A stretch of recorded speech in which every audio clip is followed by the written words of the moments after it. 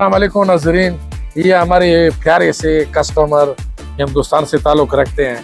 इस भाई की आज बर्थडे है तो ये लोग ऐसे पीछे सेलिब्रेट कर रहे थे। मैंने बोला नहीं, कब मदीना के फ्रंट में सेलिब्रेट करेंगे और हम आपके साथ करेंगे। ऐसा आप अकेले अकेले बर्थडे मना रहे हैं कि अच्छा नहीं, अच्छा नहीं। तो हम सब ये केक, ये इनके दोस्त है सारे, ये देखो ये केक लेके आया भाई, इन लोगों को लाजिम जुर्माना करना है। ये देखो इतना छोटा केक, बड़ा केक आएगा, ये छोटा केक मेरे को मंजूर नहीं है आज। खैर है, चलो ठीक है, आप लोग इसको वो तो हम देगा, वो तो हम देगा।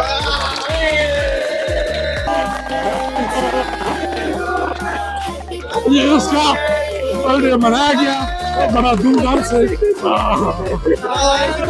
ये भाई को डालेगा, सबके ऊपर डालेगा। तो इसका ये केक का हुआ, ये केक मैं खिलाएगा भाई को, मैं खिलाएगा। ये हमारा भाई है।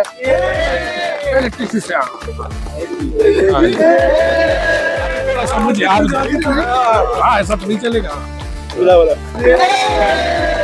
थैंक यू भाई, आपको लंबी जिंदगी दे, सेहतमंद जिंदगी दे, खुशी वाली जिंदगी दे।